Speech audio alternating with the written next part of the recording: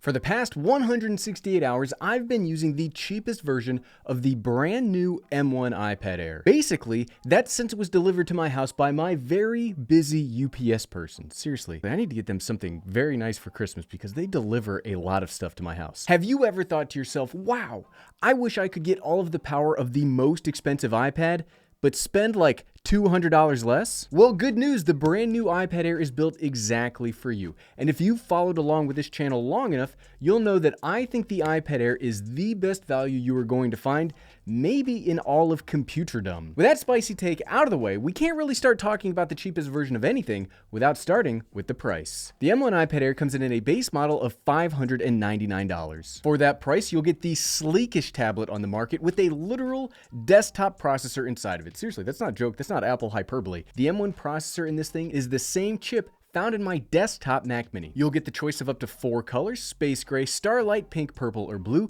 64 gigabytes of storage, a 10.9-inch liquid retina display, and the best front-facing camera in the business. You could do a couple of upgrades on the iPad itself by expanding out to 256 gigabytes of storage for $749. Dang, seriously? Really? $150 for that? You can also tack on a 5G connection to either spec for about $150 again on top of that.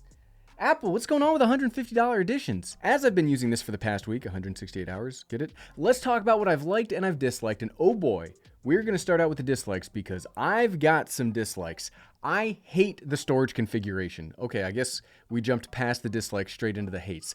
I hate the storage configuration, and I cannot tell you otherwise. What irritates me most about this was one of 2 things that I really wanted updated from last year's model. All Apple had to do was go 128 gigabytes at the base and 1 terabyte as the top end version, and we wouldn't even be talking right now. 64 gigabytes of storage on a mobile device is embarrassing in 2022, and it's even worse for something that costs $600. I get that the iPhone SE also has 64 gigabytes, but you can then get a 128 gigabyte option for $50 more. Your other choice is not to then jump up $150. I would be less irritated here if the Air got the same sort of treatment. You bump that up to the $749, and why are you even looking at the iPad Air anymore? An older iPad Pro will be the better bet at that point. It's so irritating to me because of all the great things about this tablet. If there was one more thing I don't like, it's again something that I've been complaining about for years. I find it frustrating that Apple touts the display support capabilities of both the iPad Air and the iPad Pro. They even expanded and upgraded the USB-C port on this.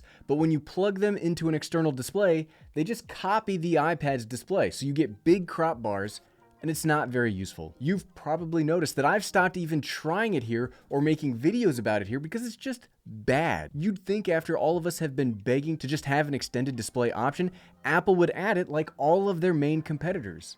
But nope. Sure, that starts to blur the line between MacBook and iPad, but I don't think it's system breaking to just copy over that display if we are away from home and need a little bit of a bigger screen to get a few productivity tasks done, because an 11-inch iPad is far more convenient to carry around than any MacBook. One thing I do want to mention in the dislike section, even though it's not something I dislike, is I was scrolling through Reddit the other day and I came across some concerns about the tablet being so thin that your presses come through the back of the tablet and affect the screen, or that there's some kind of creaking noises. Now listen, you are right up against my microphone. I don't hear any creaking noises. I hear a creaking noise if I'm really wrenching on it, and I can recreate the fingerprint press through the screen, but I've got to really press on it to make it happen, harder than I would have ever pressed on the back of a tablet so far. So if you are somebody that has an uncomfortably strong handshake, maybe you need to go to the store to try these out before you buy it, because it feels exactly the same as last year to me. This is a very high quality feeling tablet. With those few small things out of the way, let's get into what I've liked, because there is a lot to like here. And I would say this has enough upgrades to warrant this over the Air 4. First off, the camera. Remember how I said earlier in the video there were 2 things that I wanted updated this year and Apple failed to deliver on the storage?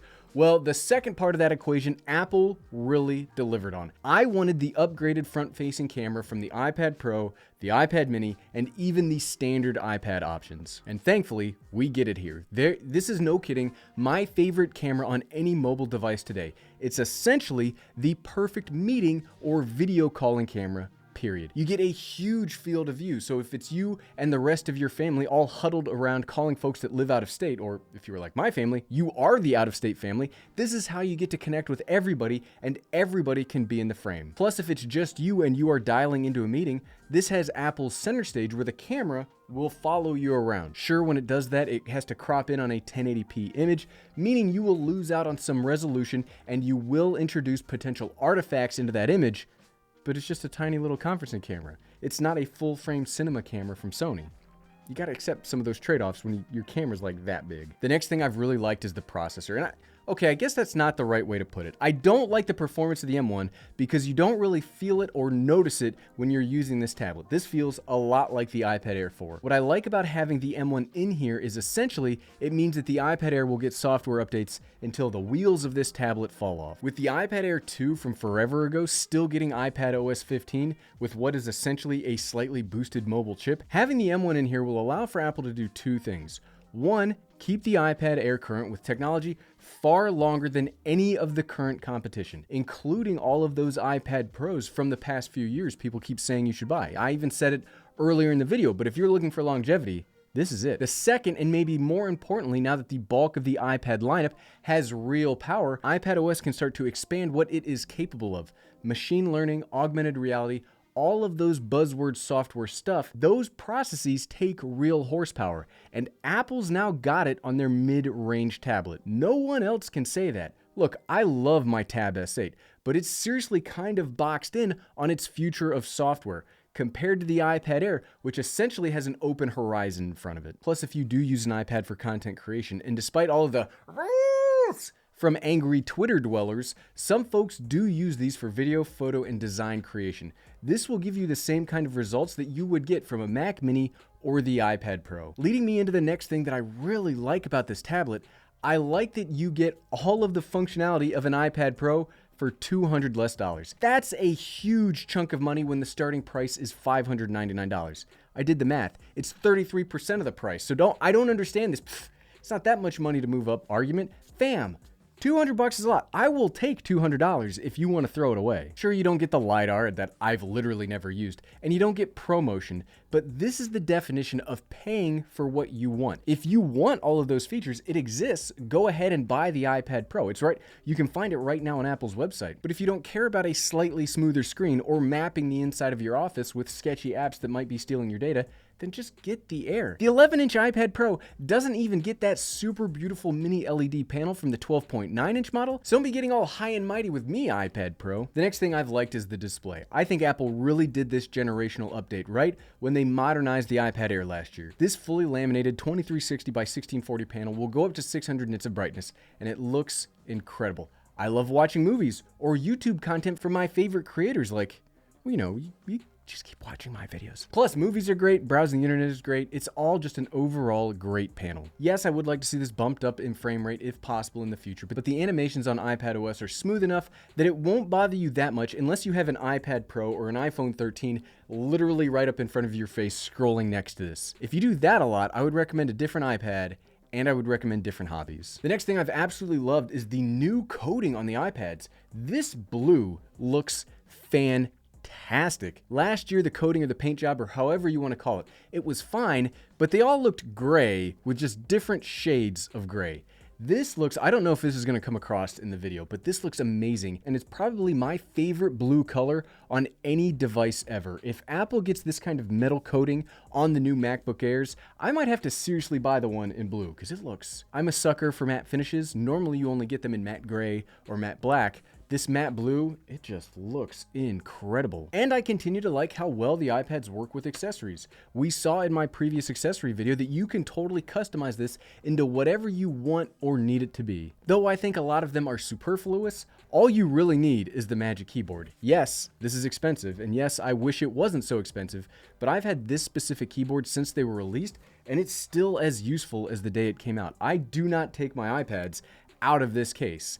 I love it. I personally wish this thing didn't cost half as much as an iPad Air, but it takes this tablet and it turns it into probably the most useful tablet/computer hybrid that Apple makes. In straight up typing and browsing the web, it's better than the Tab S8, but I do prefer DeX software on the Tab, even if its own keyboards don't hold up nearly as well as the Magic Keyboard. Plus, mouse integration is awesome, and with the upgraded USB-C port here on the bottom, unlike the iPad Pro, you don't get Thunderbolt here. Either way, this is much faster, so if you are somebody that likes to transfer beefy files back and forth on your tablet, this time around it will go much faster. And while it's not an iPad Air thing, it's an iPad OS, Mac OS crossover thing, I really like how well this works with Universal Control. Universal Control is a brand new feature where you can use all sorts of Apple devices in a very interconnected way. So for example, I could set up my Mac Studio with its display in the center, the iPad has an off-shot screen, but it's not just a screen like Sidecar, it's like an independent computer that I can seamlessly move my mouse and keyboard between.